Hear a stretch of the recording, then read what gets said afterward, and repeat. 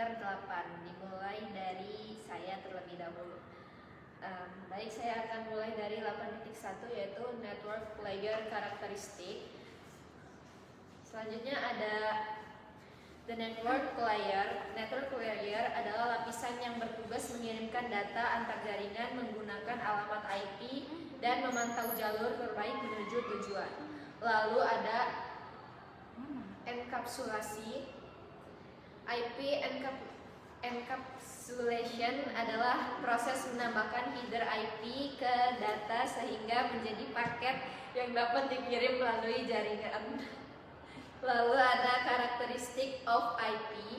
IP menyediakan pengalamatan logis dan routing agar perangkat dapat berkomunikasi melalui jaringan yang berbeda.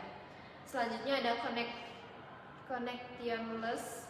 IP bersifat connectionless, yaitu mengirim paket tanpa membangun koneksi terlebih dahulu dengan perangkat tujuan. Lalu ada best effort atau IP menggunakan metode best effort, artinya berusaha mengirim data tetapi tidak menjamin paket akan sampai dengan sempurna. Lalu yang terakhir ada media independen. IP dapat bekerja pada berbagai media jaringan seperti kabel, fiber optik, dan wifi tanpa bergantung pada satu jenis media tertentu. Baik, selanjutnya akan dilanjutkan oleh teman saya yang membawakan materi 8 titik.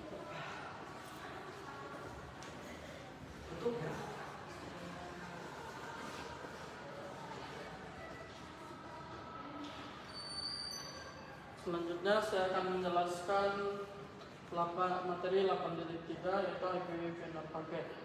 Yang dimana IPv6 ini memakai alamat 128 bit dan menghasilkan jumlah alamat yang sangat besar sehingga tidak akan habis dan tidak butuh NAT lagi. Jadi koneksi langsung antar perangkat bisa berjalan normal bentuk kepada paketnya juga disederhanakan sehingga proses pengiriman data menjadi lebih cepat dan lebih efisien. Perbedaan kepala paket IPv6 itu yang tetap ada nomor versi, alamat pengirim dan alamat tujuan. Yang diubah namanya jenis layanan, kelas lalu lintas panjang, total panjang, data masih hidup, batas lompatan, jenis protokol, dan berikutnya yang dihapus yaitu bagian pemeriksaan kesalahan. Beberapa kolom lain karena tugas pengecekan dialihkan ke lapisan lain agar kinerja jaringan lebih baik. Bagian utama kepala paket IPv6 yaitu berukuran tetap 40 bit, berisi tanda versi 6, tingkat prioritas data, penanda aliran data, ukuran data, jenis protokol yang dibawa batas maksimal, yang dimana lompatan rutenya serta alamat pengirim dan tujuan masing-masing sepanjang 128 bit. Mungkin sekian dari saya. Materi yang selanjutnya akan dilanjutkan oleh teman saya. Selanjutnya saya akan membahas bagian 8.4 yaitu how a host route.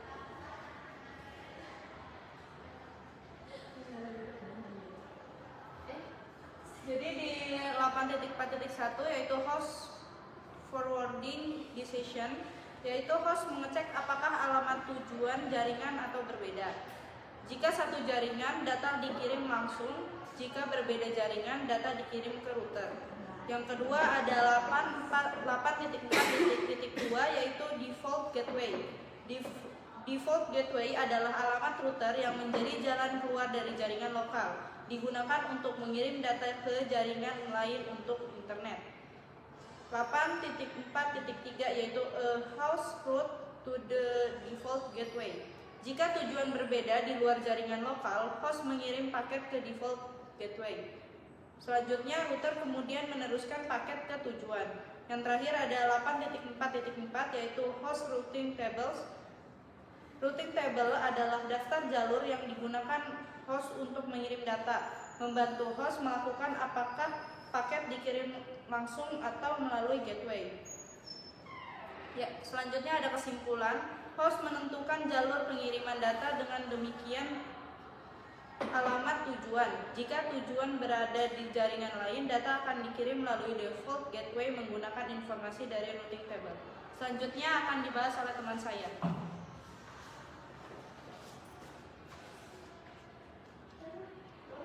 Baik, di sini saya akan membahas 8.5 yang dimana itu Introduction to the Routing. Di 8.5.1 router packet forwarding decision. Nah, itu atau analogi cara kerja router. Nah, agar audiens langsung scroll dulu.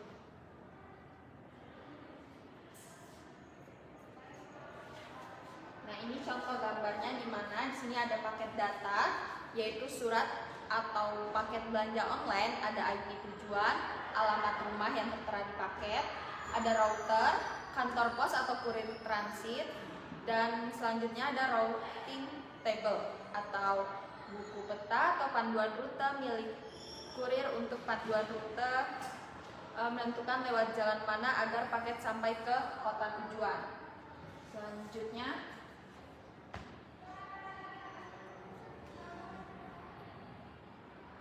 terus di sini juga ada ilustrasi alur keputusan router atau flowchart sederhana di mana paket data periksa IP tujuan apakah ada di tabel rute. Jika iya, terhubung langsung, kirim ke komputer tujuan.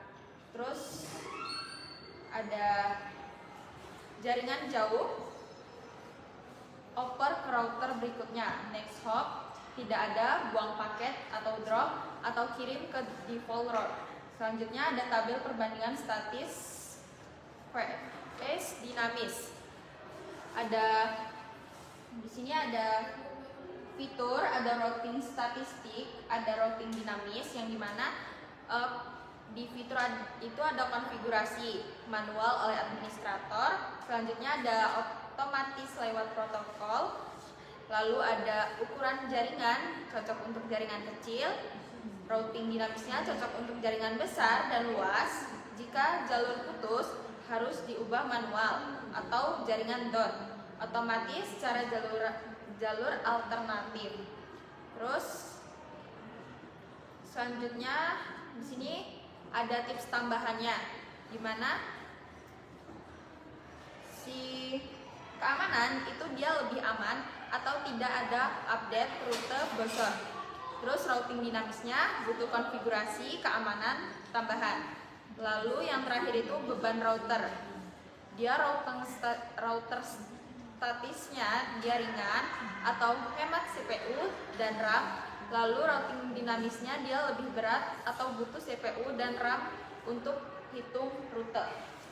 Mungkin cukup sekian dari penjelasan dari 8.5, lalu akan dilanjutkan oleh teman saya.